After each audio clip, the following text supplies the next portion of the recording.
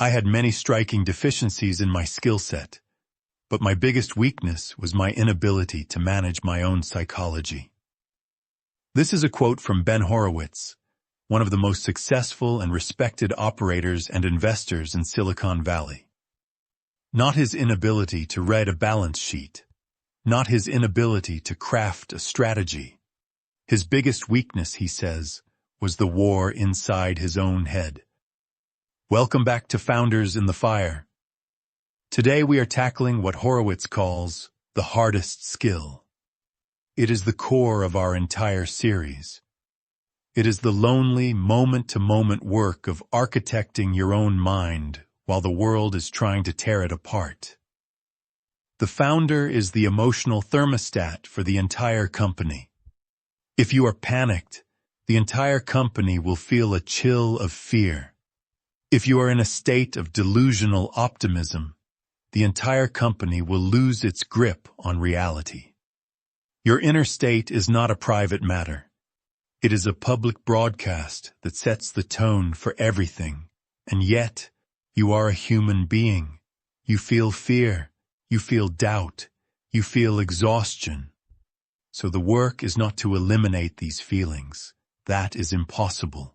The work is to build an inner architecture that can contain them, process them, and allow you to act with clarity and courage in spite of them. The first step is to recognize that your feelings are not facts.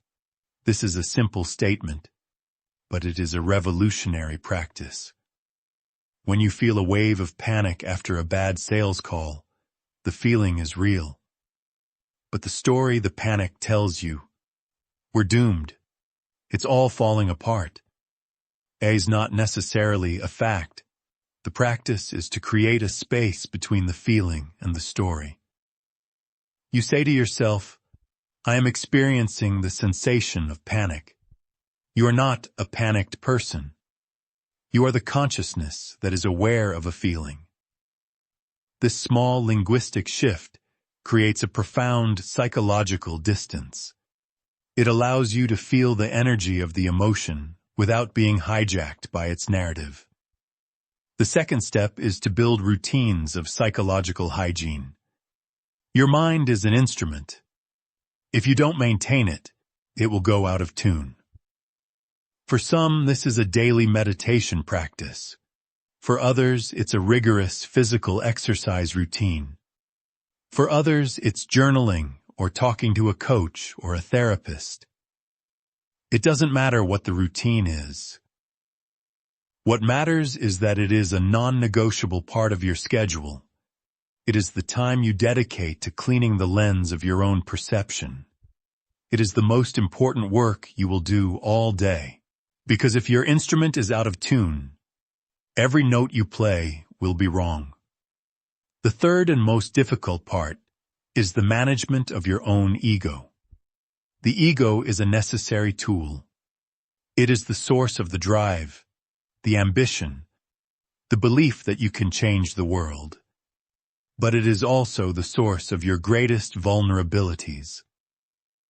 When your ego is threatened by a critical article, by a departing employee, by a competitor's success, it can trigger your most destructive patterns.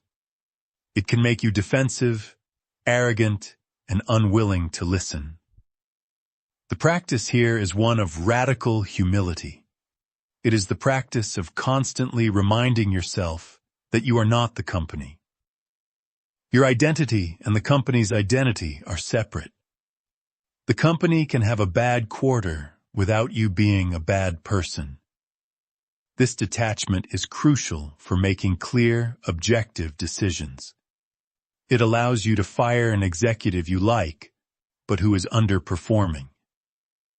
It allows you to kill a product you personally love, but that the market doesn't want. Horowitz's advice is to find people you can talk to who are outside the company's ecosystem. A mentor, a fellow CEO, a spouse. Someone you can be completely honest with about your fears and your doubts, without that honesty causing a panic inside the company. You must have a pressure release valve. You cannot carry it all alone. This is the lonely, invisible work of leadership. No one gives you an award for calming your own racing heart at 3 a.m. No one celebrates the moment you choose not to send that angry email. No one sees the internal battle you win to show up to the all-hands meeting with an aura of calm resolve, even when you are terrified inside. But this is the work that matters most. This is the architecture that holds everything else up. You are not just building a product. You are building a self that is capable of withstanding the storm.